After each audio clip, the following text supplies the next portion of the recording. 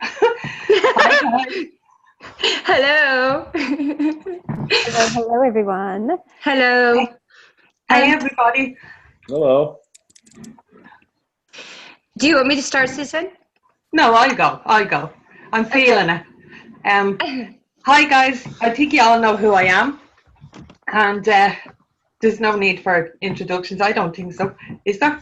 Anyway, I am myself and Sherry, forgive me. Myself and Sherry are founders of Heartfelt Spectrum Entrepreneur. And we got together over a year and a half ago, and we saw a need in society, and it's basically where we have been told to shut up and put up and keep your, don't do this and don't do that, but we say no more, right? Us Aspies need to be seen, we need to be heard, we need to be loved, we need to be appreciated. I would like for more women to step up to say, hello, I'm in there as well, but that's just going to be a little tricky, so to speak. But anyway, in case you're wondering, I have 3 sons on the spectrum as well. They would have Asperger's, ADD, ADHD, PDD, NOS, autism, anxiety, depression, dyspraxia. The list goes on and on. But I love my lads. My lads are young men. They're 24, 23 and 21. They're still in the house, which makes it rather fun, but I'd never have it any other way. I absolutely adore my lads. And from the time they were younger, they would have been told that because of your autism or Asperger's or whatever, that you'll never amount to anything. Myself and Sherry are here today to tell you that yes, you can. You can. Absolutely. All it takes is appreciation. I wouldn't say an awareness. I think that we're gone beyond awareness. We're more into acceptance and appreciation and acknowledging us for who we are and for what the God-given talents that we were given. So, Sherry, I don't know if I'm going off tangent there. Am I doing okay? You're doing awesome, honey. Aspies are the bomb. And by the way, Stephen is the bomb. And Kindy is the bomb. And y'all are the bomb.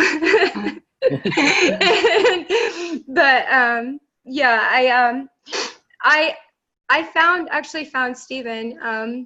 I promise I won't cry, Stephen. Yeah.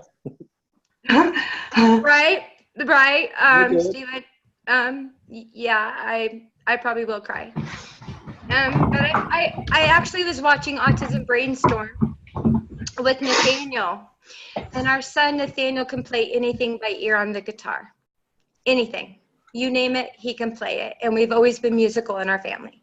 I love to sing. I majored in music when I was 17, 18. I was accepted to Millikan for voice performance and not education, because my first year I got a scholarship at Parkland, and my second year, first year I was getting straight A's and maybe just 1B at Parkland in junior college. My second year, and piano and orchestra and different things. But when it came to theory, and happened to write out all of the notes and everything at the same time, I'm going, oh my God, this is hurting my brain, And so I wasn't doing really well with theory, let's just say. And so, but I did get accepted to Millikan, and I did, this isn't about me. Really, I don't want it to be about me. I want it to be about y'all, about each of you. Well, you're part of us all. Okay, thank you. We are the Aspie to Bomb. Oh my God, I love you so much, Stephen. Stephen, Yeah. I love you so much. You're my brother from another mother. You are the best brother in the whole world. I tell you that. I sound like a broken record, but it really is true. You are Uncle Stephen, right? Right. Yeah, and you are. And it means so much to me. I mean, you know, when we were children, and I know that we're probably around the right, I know we're born in the same year, September, right? Yeah. What day?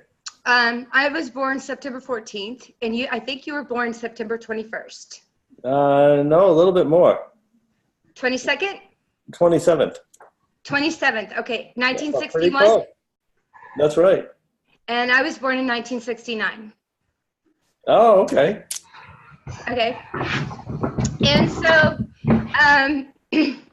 when I was growing up, and I was in school at Monticello, Illinois, of a town of 4,000 people, nobody could figure me out. They just couldn't figure me out. I mean, I was in speech therapy. I was stuttering. They were showing me these little cards going, why isn't Sherry engaging into other people's world in her own little corner and in her own little world, and not play with the other children, but just one that was just like me. And she protected me on the playground.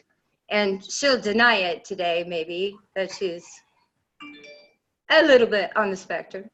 But anyway, and so our heads were in the clouds, you know, dreaming and imagining where everyone could be unconditionally loved. At least mine was.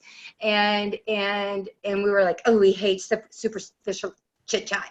You know, why can't people be deep and philosophical and those sort of things, you know? And we're talking like this. At this age, I started kindergarten at 4. And I was nonverbal until I said a few words, but I really didn't start speaking till 4. Mm. Around that age, maybe 3 years and 8 months. Around that, and Nathaniel the same time, which is really weird. And once he started speaking, I couldn't get him to, he just kept talking. And, anyway, they couldn't figure me out. And they're like, and I couldn't make sense of the world. I totally couldn't make sense in the world. I felt like I was in my own bubble, like Temple Grandin. And I was observing everything like a movie, you know, and observing everyone, and was being quiet, just really being quiet. And I loved doing art and the Tang orange juice and different things. But all of my teachers said I was brilliant and very gentle-hearted, and I'm still gentle-hearted today. And so is Nathaniel, and so is Grayson, our grandbaby. And I believe we're all on the spectrum in our family. So, yeah, but anyway, we saw you on the Autism Brainstorm, and Nathan's like, Mom, I love Stephen. I love the Miller Method. I said, I do too. Who couldn't love him? You know, wow. And so we developed a friendship, and now he's my brother from another mother, and and yours too. And we really want to change the paradigm, and our voices need to be heard, and absolutely, and in the world, and to step up and to cross the abyss, and to share your voice and share your message and share your gifts. And if we can do what we've done, oh my goodness, if everyone knew what we've gone through in our journey, and probably Stephen's, everyone's mouth would literally drop, because we've all gone through a lot of stuff, right? And so I know, Shari, from my end, I recently found out, well, I knew it over the years, but I recently found out as well that people didn't know what my misbehavior was, so they used to try and beat it out of me, you know, and that was from the age of 4. Like, people said, well, some just said that they treated me the best way that they thought how, because that was the only way they knew how. They tried talking to me. That didn't work, so they tried to beat it out of me. So I know where you're coming from. And so you guys are probably in the same boat. Yeah, I didn't have meltdowns. I just climbed on refrigerators, and then my mom had to get my stomach Did pumped. you jump off of them? No, I just loved climbing. Yeah, well, climbing is great. Yeah, and so I would climb up. I remember when I was like 4, climbing up onto the refrigerator, and my mom had like these weight loss chews that were caramels. I ate the whole box. And my mom had to take me to the hospital to have my stomach pumped. I got into her purse probably 4 times, and she had some pills in there. And I'm like, oh, she's like, oh no, we got to take Sherry to the hospital, get her stomach pumped, you know. And Yeah, Sherry, I used to be thumbtacks. I used to swallow thumbtacks. Oh. What? Thumbtacks. What? I used to swallow thumbtacks. My oh father my used to gosh. have to top me upside down to try and get it out. Oh my grace. But you get up and I just swallow another one. And I would hide. I would hide underneath beds because I literally didn't think people were seeing me. I really didn't think people could see me in my world or hear me. I was like, can people see me? Can people hear me? Am I from a different planet? And then I kept hearing, you're too sensitive. You're too sensitive. You're to this. You're to that. You're too intense. You're to this. You're to that. And treating me like I had leprosy. And it's not okay to treat anyone like they have leprosy. And I'd really like to see the paradigm shifted, and like Stephen does, and Amy Laurent, who she wanted to be on here as well. I absolutely love her so much. Amy and I are presenting at the Autism Society conference. Yay! Yeah. Wow. Yeah, the management of behavior, basically the same thing. Yeah, I watched her TED Talk, and I literally cried. I was like, oh my goodness, I know Elaine Hall, I know Dina, I know Stephen. I'm like, I don't know if I know those two, but I'm like, Aspie the Bomb Squad, yes, let them flap, yes, yes, yes, you know, don't take it away if it's not hurting them, okay? Let them flap, all right? Let them stem. They're trying to self-regulate, self-cope. It's about the nervous system. Right, exactly. And also, don't you think, Stephen, that I was listening to you on an autism brainstorm last night, and you were talking about, you know, when people take attention and notice of putting yourself into another's world, and they'll come into your world, you know, and hopefully, you know, by empathy, come in and come into each other's world and connect, and I hope I'm making sense. And you have so much knowledge. I mean, oh my goodness, you've spoken in how many countries now? We're up to 49 now. I'm looking for the 50th. I'm not sure if it's going to be Argentina or if it might be Panama or it could be the Philippines. Wow. Come to Ireland. You just got back from Peru too, right? Yeah, from the Amazon.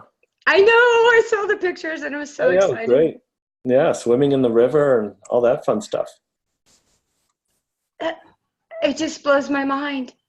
It's just so phenomenal. And you are a professor at Adelphi. That's right. You're a very gifted photographer. I know that. Well, my other namesake. Yeah, this is Stephen Shore, a photographer, who we sometimes get confused with. But I do take a number of pictures anyways. They're beautiful. Thanks. So, I'm gonna say something really funny. Y'all want to hear me say? I don't say y'all. That is my Tennessee background. There you go. Yeah, I'm not. I could put on any accent, seriously, except the Irish accent, Susan. Except, kiss my. Well, I'm not. I'm not going to say it. Okay. But I'm definitely love the British accent. Let's get on topic, Sherry. But I was going to say, hello. I'm Sherry Lynn England Upton and Susan Smith Carey, www.aspythebombsquad.org.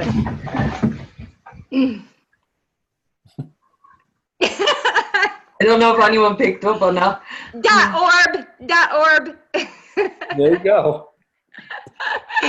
From a different planet. Yeah, and I love this planet, and I embrace that I'm Aspie, all of me, and authentically Aspie, and we care deeply to the bones to help those have a fulfilling potential life, optimal life,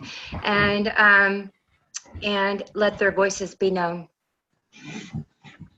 And yes, because individuals on the spectrum matter, and their lives matter, and a change is happening. Voices of change. Yeah, they definitely have. Absolutely. Like I would say that my mini stroke, right, actually saved my life, because at the end of the day, if it wasn't for that, I wouldn't have copped on, got my act together, followed my dreams, followed my purpose, and this is what I live for now. Like, you know what I mean? Because nobody should go through what we've all been through. It's like, when's it going to stop? But we can help make that stop. Do you know what I mean? If we stand together, you know. Absolutely. And there's a lot, like, I mean, it's not as simple as like, you know, oh, I'm going to snap out. It's like there's a lot of inner work that you have to do. There is a lot of positive mindset, affirmations. There's a lot of meditation. Like, it doesn't come overnight. Sure, it doesn't, you know. But just kick all that negativity to the curb and embrace yourself. But I think once you embrace yourself and who you are, the whole world changes. I couldn't give a flying foxtrot what people think about me right now. I used to, you know, but not anymore. You know, I don't know. Stephen, can you relate to that? Yeah, I can. Yeah, you just got to do your own thing. So when, for example, I made the decision to join the board of Autism Speaks, I saw that even though they had come onto the scene pretty horribly and with a horrible agenda, it did appear that there was hope for change. Yeah. And things were going to get better, and they were going to be more inclusive. And they've done that. There's more work to do, but they're definitely changing their tune. They've revised their mission statement from cure and elimination of autism to awareness, acceptance. We got to get one more A in there, and that's appreciation. Those 3 A's of autism: awareness, acceptance, and appreciation. But they're getting to the appreciation. They're getting there. There's some people in there who do appreciate what we have to offer the world, and it's just becoming more and more so. There were two autistic people on the board. I was one. Valerie Paradis was the other. She left the board to take a position as Vice President of Support and Services within Autism Speaks. That means we're gaining significant and authentic autistic representation at the managerial level of the organization. Wow. That's pretty cool.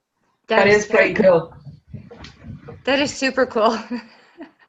And they say now the statistics is 1 in 59 now. So I don't know why people are not like up to par. And I don't mean that in a bad way. It's just like, you know, it's it's more, there's more of it, and it's nearly 2 in every 100, so to speak. You know what I mean?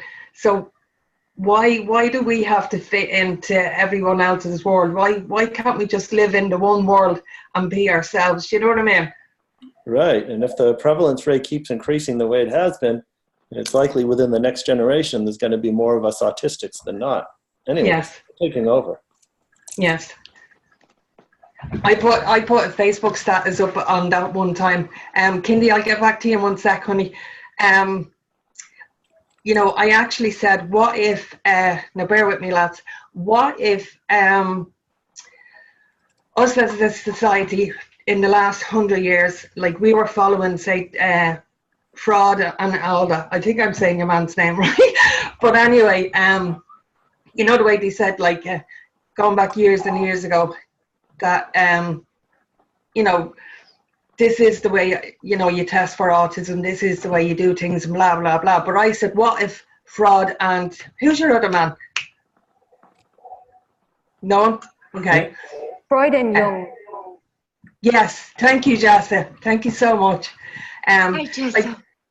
What if they actually got it wrong and we weren't, like, we were just going with the norm, following that because everyone said they were right, but it actually turns out that they were wrong, and it's actually, autistic people are more the normal people and the regular people are more not the norm. Oh my God, did I get some challenges over that? People ate the head off me saying, like, how dare you, but it's fine. I was just trying to make a point. Well, it's pretty exhausting trying to fit into society, trying to be a triangle when you're a square, and not being authentic. Okay, you can't do that. You can't be a triangle and be a square. Eventually, you're going to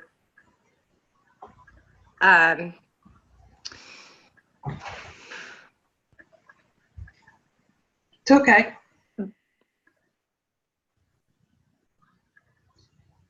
either implode or explode or have a nervous breakdown because you're not being your authentic self. You're not being you. And I'm not worried about what other people think. I used to. I'm not worried about if somebody is thinks that I'm weird or whatever, because I own who I am. I own my own worth. I own that I have my own power. I own that I can create whatever I want, and I own that I am able, and I can, and so can my children too. And we do guided parenting as well. And Nathan can critically think things through. Nathaniel can, he's very wise. He's like an old soul. And and I was too. I was like an old soul. I was telling Susan this too. When I was a child, I was like an old soul. I was asking very deep philosophical questions. But enough about me. Let's get back on topic. I want to ask one key question as this round table dialogue. Stephen and Kindy, just one question. And if you want me to rephrase the question or give you another question, I can do that too. But like Dr. Robert Neeseth, what's life like for you living on the spectrum? No, life is good. I like being an autistic person.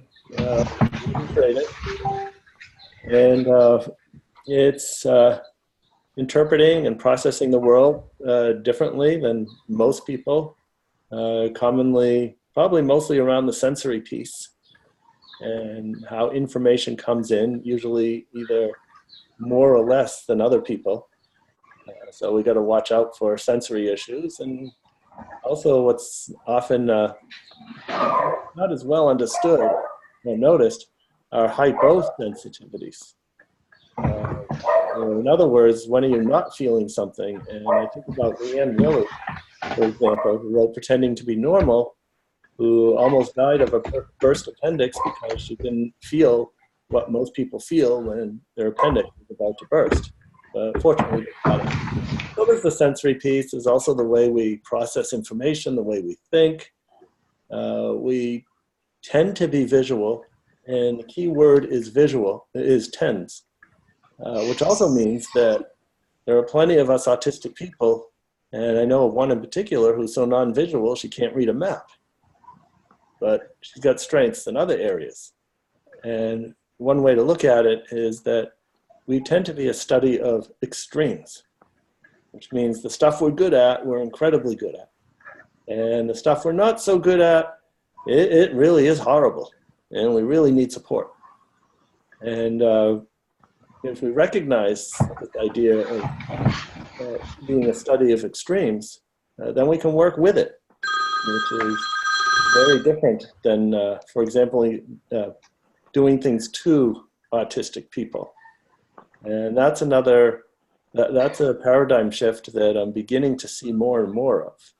So doing something to an autistic person, let's just say we have a kid, younger kid who's has a difficult time communicating, but he really likes balls. If he sees a ball, he picks it up and he throws it. And it's kind of random where he throws it, but that's what he's going to do. And he is so infatuated with balls that if there's a ball in the room, you're not going to get anything done with him. You're not going to be able to do anything. And he's the type of kid who will know if there's a ball in a drawer that's closed, if it's up on a shelf out of sight, he will find it. So an example of doing things to such a child would be to perhaps say, well, we see that the ball is a powerful reinforcer, and you're going to have to do this so that you can get that. You're going to have to work for your ball. That's doing to. If we were to work with, perhaps I'd come into the room with a whole sack of balls. And the first thing I would do is give him one and let him throw it. Give him another and let him throw it. And do that until we set up a bit of a routine. This is taken from the Miller method, which is a cognitive developmental approach. And the focus is on how does the autistic person perceive their world and how can we work with it. So I'm giving him these balls. And then maybe I'll position the ball in a slightly different place, or I'll have him, I'll hold it out to him and then move it a couple of inches so his hand chases after it. I'm not going to tease him, but it's just to increase the interaction. Maybe I'll even hold the ball close to my face if I think it's important for him to be looking at me. And then once we get that relationship established, then we use the object of interest to start teaching things, such as opening a box to take out a ball. Let's count. Can you get 3 balls? Can you give the ball to Sherry? Can you go to Sherry and get a ball? Let's start throwing these balls into a bucket, perhaps precursors of basketball. And in that way, by building a trusting relationship first, then we can work with the child. And I've done that with a number of situations. With one kid, it was drawing, for example. And often these would be kids thought to have some really significant behavioral problems. And I think those behavioral problems came from doing things to them and taking away what they lived for and now saying, well, now you're going to have to buy it with some sort of behavior. But instead coming in as a trusted person, a person who's going to provide this favorite object, and heck, we'll build a relationship and work with it. So that's working with. I hear a dog. That was definitely a dog. Is that? Oh, okay. that totally makes sense, Stephen. Can you share furthermore?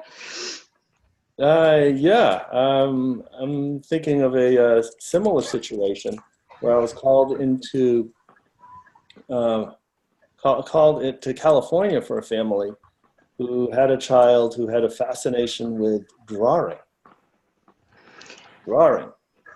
And the teachers were trying to come up with ridiculous plans of do this and then we can let you draw.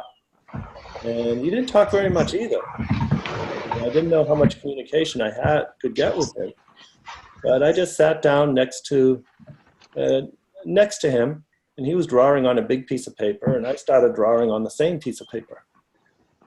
And he looked at me and then went back to work. And then I wondered, how close can I get to his drawing with my drawing? And would he notice? Would he have a meltdown? Might he say something? And I got really close. I got to where I could even border right up on what he was drawing. And if he had a gap somewhere, I could draw a little color inside. He just went along his merry way.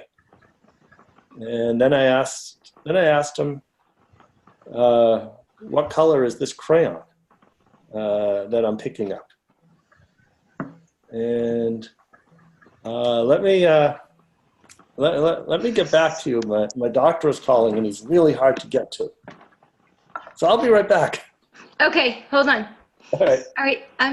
Hello? Kendi? Yes, hi. All right.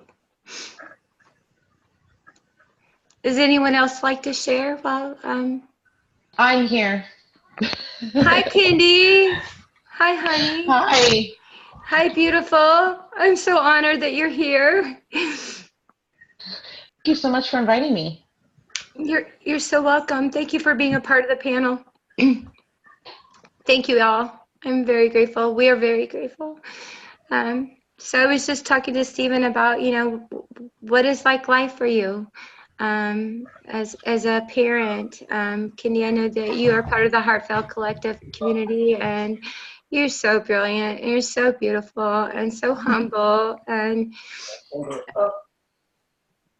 Well, and Stephen, we love you, Stephen. It's okay. Muted him. He's okay. He can have his privacy. Yeah. Whatever you would like to share, Kendi, what life's like for you on the spectrum, if you don't mind sharing. Okay. Yeah. So I actually have my son that is now 13 that is diagnosed with high functioning autism, Asperger's. And so our journey kind of began with him. I was told while I was pregnant there was something wrong with my son, and they wanted me to terminate my pregnancy. And I was not willing to do that. We have other issues in my family as far as mental illness and Down syndrome and such. So that's why I was tested while I was pregnant. And their declaration to me was, you need to terminate this pregnancy because we do not know what's wrong with your child. I wasn't willing to. He was mine, and no matter what, he was going to be mine. So even my husband at the time wanted me to terminate the pregnancy. And so I was on my own. I literally went through the rest of the pregnancy on my own, did it all. I had my son, and he came out, and they said, well, we don't know what's wrong with him. He looks normal. But so yeah, it was about 2 years later, he started, he was kind of a late bloomer with everything. And so we knew there was stuff going on, but I wasn't sure what. I had been to doctors with him, and I was told that I was just not ready to be a mom. I was too young and not prepared for what was happening. And I didn't know how to discipline, and I didn't know this, and I didn't know that. So at 2 years old, it was right after Easter, my son had a meltdown in the middle of the park, and I was carrying him back to the car, and he had bitten my arm bad enough that he had removed a chunk of my arm.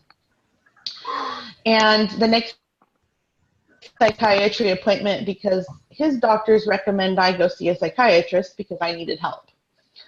So I went to her, and she looked at me and she goes, what happened to you? Because I actually had a bite from him. And this was when he was 2. So at this point, I'm scared to death because I've got this child that I can't seem to control. And that was really scary for me.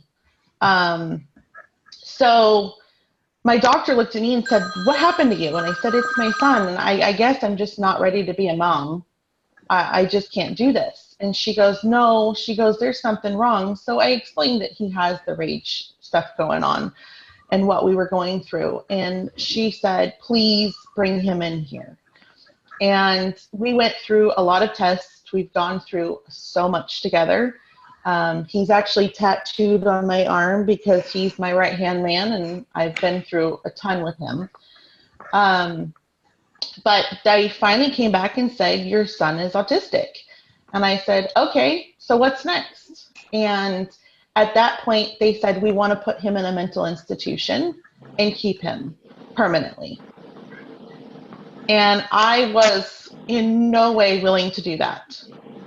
He was mine, and he was going home with me. So we had many encounters back and forth with them wanting to take him from me. And I fought hard to keep him. He's a completely different kid now that we know his strengths and what's going on with him. And I'm able to work with him around those things. And I actually am a certified school of my own because we've gone through 14 different schools.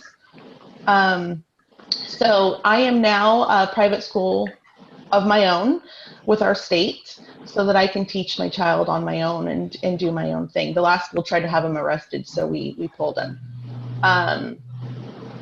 So it's just been a very long road. May I ask you a question? Now,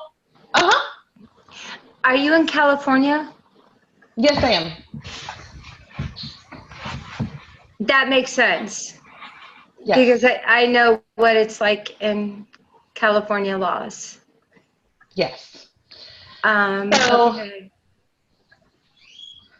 So now we actually have my daughter is showing, she's 5, and now she's starting to show signs. And so I went to her doctor, and they looked at me and said, "We're starting to think that," this doctor I have some issues with, but she told me, she goes, "I think you have that thing called Munchausen syndrome." And I said, "No, I think my child needs some help." So I've now switched doctors with her, and we are working on getting her some help because she's got some things and she starts garden this year. So it's been a very long road for me. And then I actually messaged Sherry the other day and I said, "I'm diagnosed bipolar, but with my kids having all of this and everything that's going on, I'm pretty sure I don't have bipolar."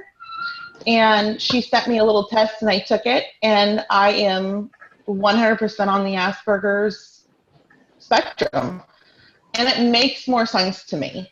So now a whole new world's opened up for me because I've, felt this whole time that I was mentally ill and I needed help. And, when they come to me and say, you need to take your children away from you, I'm scared.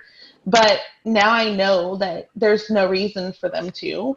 There's, each one of them is unique and special in their own way, and they're going to be with me until the day I'm gone. I have been told my son will probably be with me for life, and I'm willing to do that.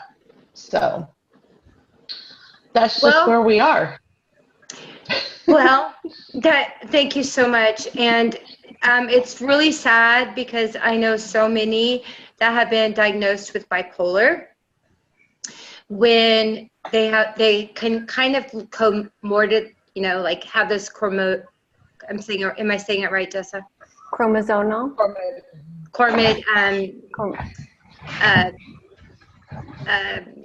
Distinctions. They can kind of look kind of layered, but someone might think, "Oh wow, she's being really hypomanic," but guess what? They could just be really excited. They could just be really passionate. They could just really be, wow, whoa, but seem intense. And I had one psychiatry doctor look at me because our son was diagnosed with bipolar, and our daughter was diagnosed with bipolar, and my friend Tammy was diagnosed with bipolar, and this person was diagnosed with bipolar, and I went, and I sat there in the with the psychiatrist, and I went, "Look, I'm not bipolar." And he's like, "Well, because Nathaniel's been diagnosed with bipolar, I'm diagnosing you with bipolar.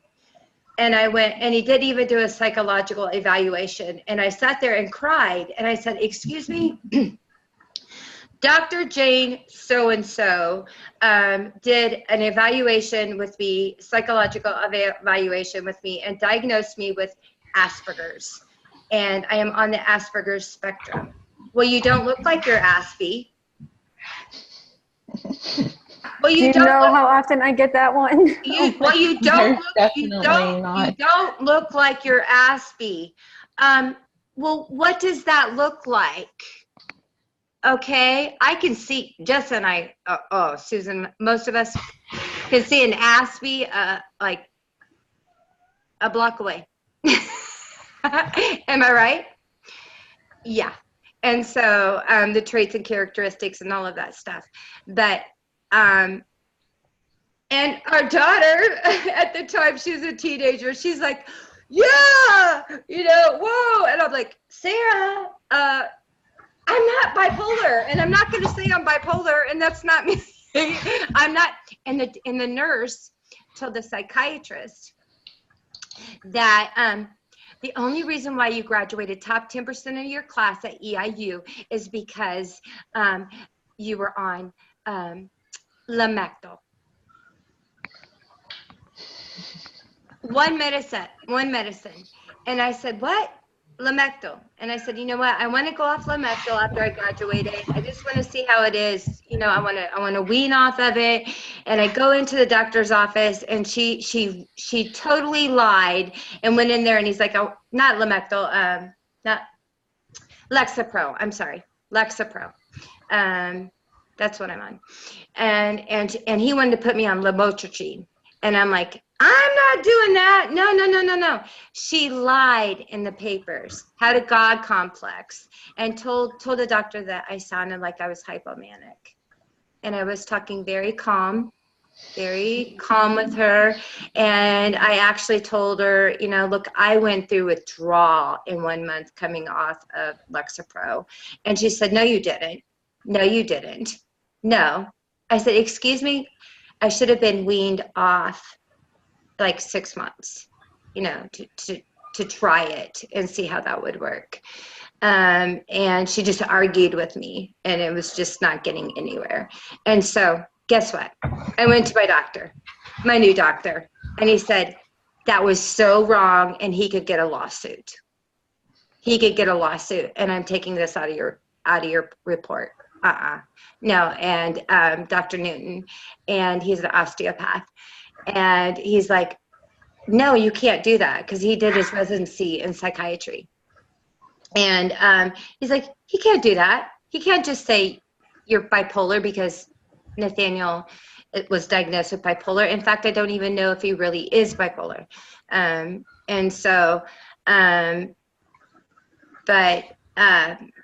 Yeah, having said that, but then Sarah, after Grayson went through early intervention, and the psychologist that I know talked to her on the phone for 3 hours, and my husband, said, no. He does not have just ADHD. He is showing signs of being Aspie and possibly Tourette's. And so you have to be proactive. And advocate. Otherwise, and so, I hope I'm making sense. But, Jessa, do you want to share what life is like? Sure, I'd be happy to. Well, much like Stephen, now it's pretty good because I've done many things with it, and most of you have very recently heard my story with the journey. But yeah, I was non-communicative, and I was also a big climber, very big climber. I would climb all the way to the top of any tree that I could find and stay there for the whole day if I possibly could. Climbing and hiding were definitely my thing. Definitely communication was a huge thing, like you've all pretty much heard. I don't know, Stephen, if you've heard the story, but I can get you that replay if you like. But it was very difficult because on top of that, I did have other issues like, trauma and that sort of thing. The people who took advantage of me and traumatized me felt that they could because I'm on the spectrum. They're like, oh, she's not real anyways. There's not actual feelings happening in there anyways. So my childhood was very brutal in that route. But as I did grow into myself, I did have the blessing of having quite a few adults growing up who saw the little bit of a spark there was as soon as I did start to communicate, and saw, again, like Stephen was saying, I'm really good at these things, but not good at these things. I remember everything. I assimilate things extraordinarily artistically, but I'm also not very good at keeping my kids quiet. But also there are things that to this day I struggle with, and things with like, just keeping routines and that kind of thing, they kind of give me anxiety. I'm always just picking things up and putting things down. I count, I'm a chronic counter. These sorts of things I have been able to kind of not hide, but use, or just be like, yeah, this is my thing, I'm counting. I'm not gonna be done stirring this pot until it's 120 times. Or even with that, I found a way to use that with, teaching my children math and seeing what their beauty is with that. Boys, you're being quite rude. Thank you. Sorry. Dad's not home right now. But growing up with it, it was very, very tough. I will say that this conversation being based around people on the spectrum who are entrepreneurs, I think it's beautiful, because look at us all here. We're powerful individuals. We are at the top of our games, and we're only going further up. And if somebody was to look at this panel right here and ask, so what is this thing? What is that one thing that all of these amazing people have in common? They would not guess off the top of their head that it would be the spectrum. They would say they're really motivated, or they're changing the world, or they've all got a common thread in what they're trying to build and be and have. They would not say autism. But they did before we all got here. They did. And so what I think that this is going to do for everyone, this culmination of voices, is going to help other people see themselves in our positions, see themselves sitting in a loft in Curacao, see themselves having just coming back from Peru, see themselves having their own private school, see themselves creating movements and opportunities for people who are also on the spectrum. And that's where we come to the appreciation part of the equation. That's where everything needs to start assimilating, because people appreciate us. And until just a few days ago, none of my 3,000 some odd followers knew I was even on the spectrum. It didn't even cross their mind, because I didn't make it a thing for me. I didn't make it a crutch. I didn't make it a please excuse me because. This is me. And all of you have had moments like, how does she remember that? Where did she come up with that? That's a crazy great idea. I never would have thought of it that way. That's my superpower. And that is exactly what it is. And I know that some of us are much further on the spectrum than I am. And that can be a little bit more difficult. And that's where the conversation needs to start. It doesn't need to start on my end of the spectrum. It needs to start way on the other end of the spectrum, where people who are flapping, they're flapping for a reason. They're assimilating something while they're doing that. And I don't necessarily have to flap anymore like I did as a child, but I'm still assimilating in the same way in my mind. I'm progressing and I'm processing both at the same time. And that is a superpower. And we need to start having a discussion around what can't they do, rather than, well, what kind of job could we find for them? They can be entrepreneurs just like all of us. And it can work beautifully, because a lot of the things that make my business as successful as it is my Aspie syndrome. It is that. It's my ability to take one thing and move it to another spot as quickly as possible without having it be a problem. Oh no, that thing didn't work.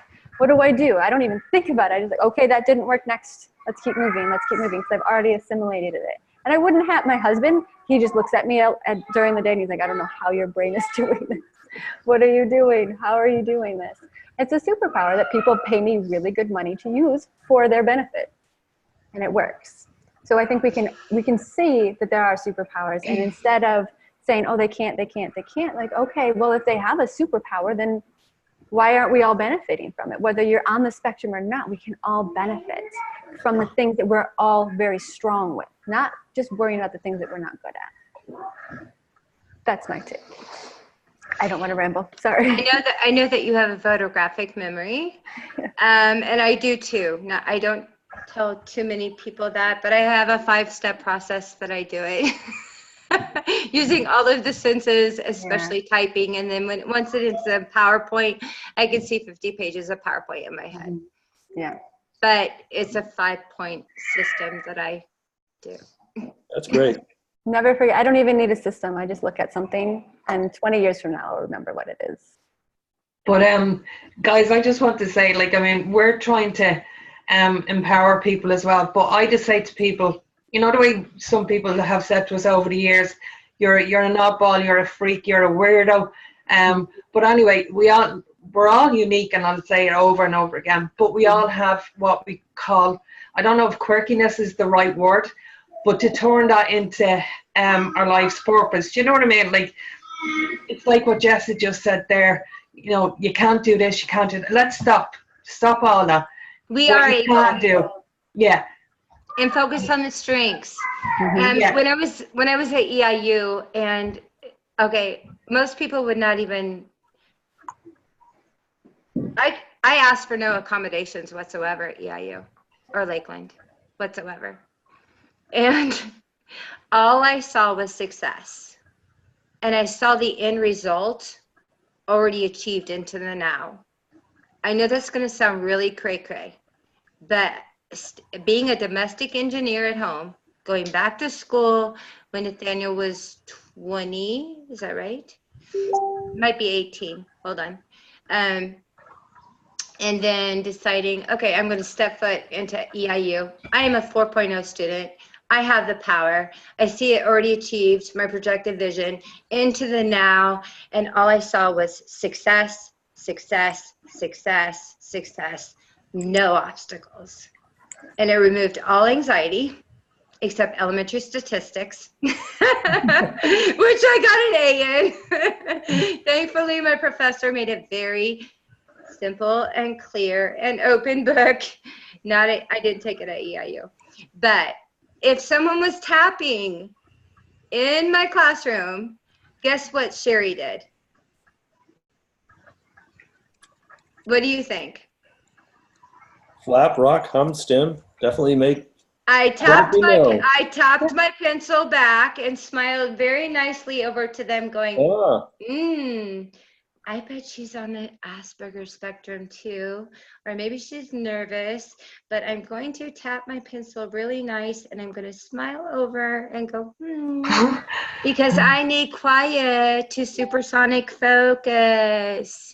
I need quiet to supersonic focus.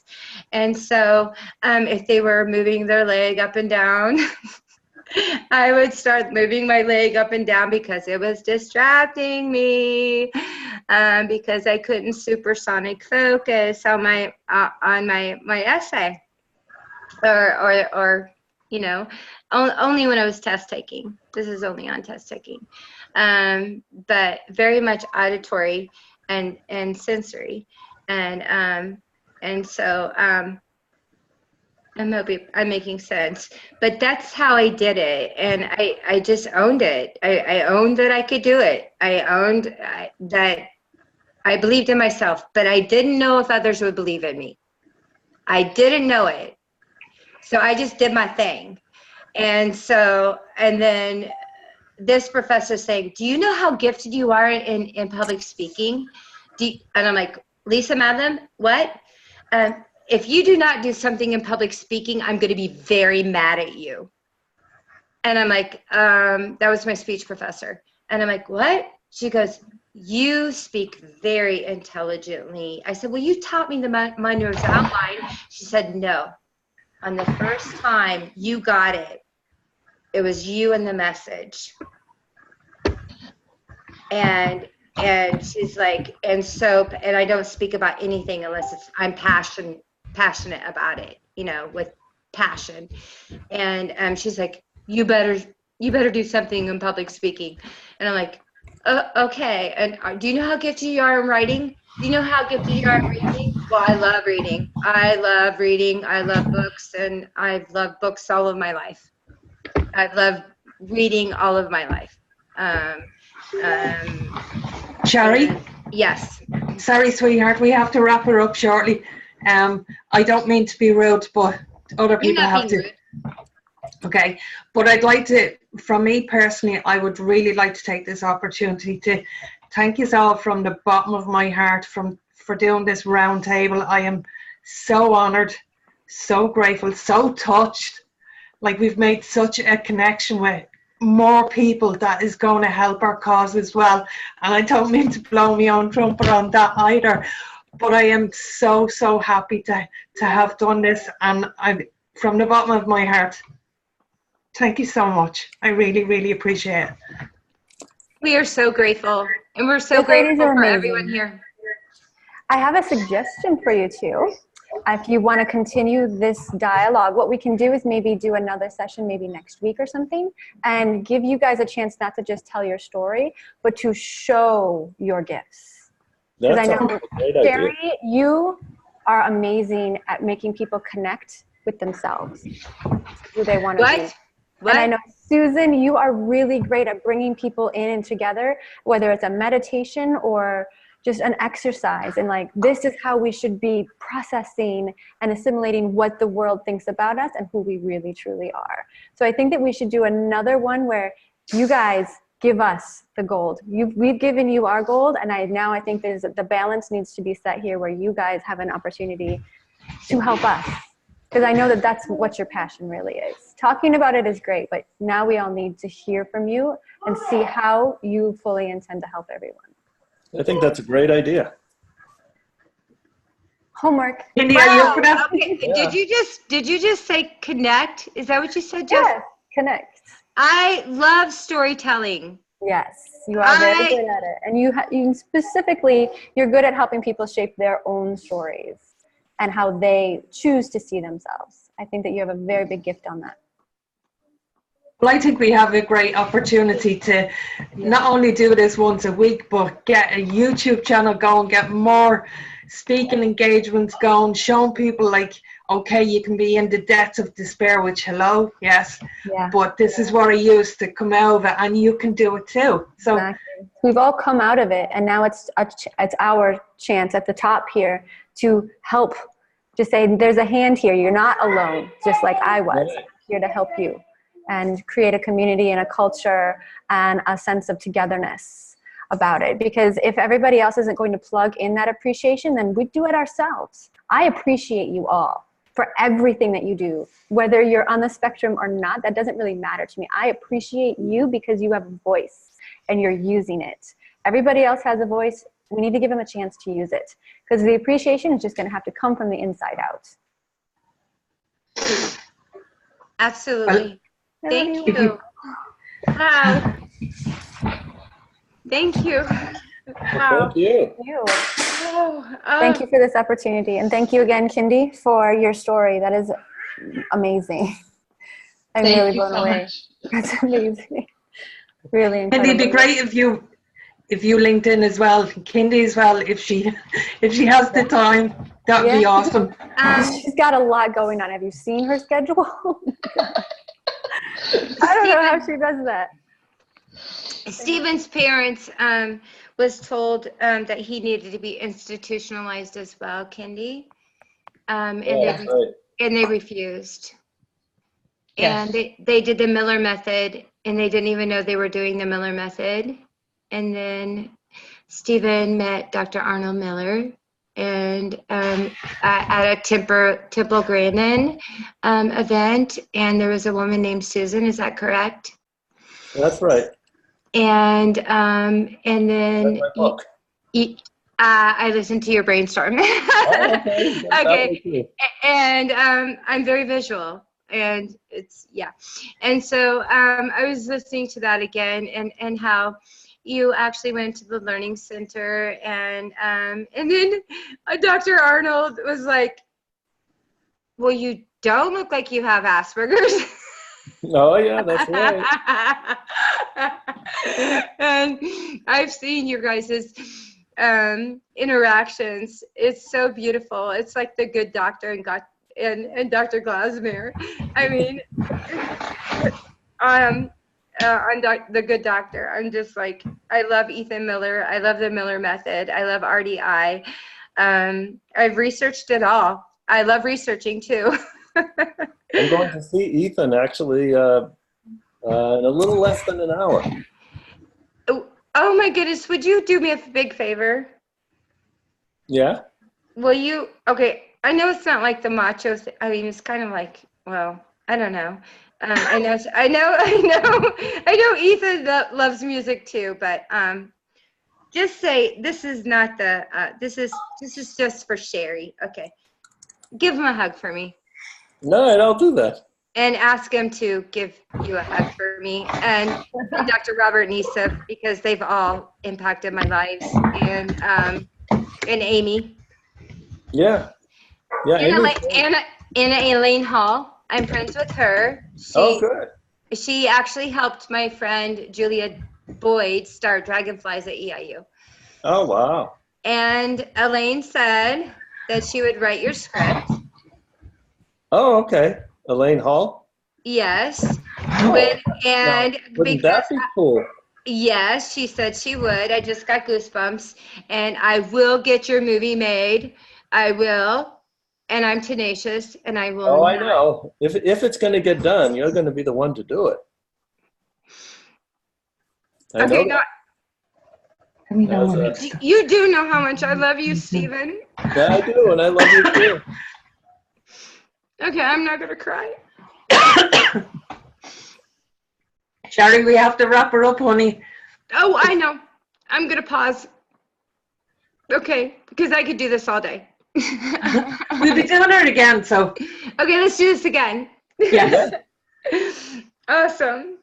Yeah, this is great. All right, so let's make a plan moving forward on how to continue the conversation, and actually give some more empowerment and some more chances for more people to step up and say, yeah, I'm empowered too. This is my story.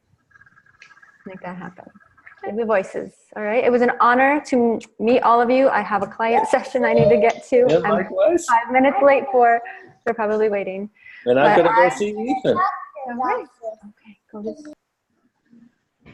All right. I will see you all again very soon. Okay. Love you guys. So grateful. Love you all. Love you all. Great. Thank you. Bye. Bye. All right. Bye-bye. Bye. Thanks, Thank you everyone. so much. Bye, Kindy. Bye, everyone. Jessa. Bye. It was nice meeting you, Stephen. Nice to meet you too. Thank you.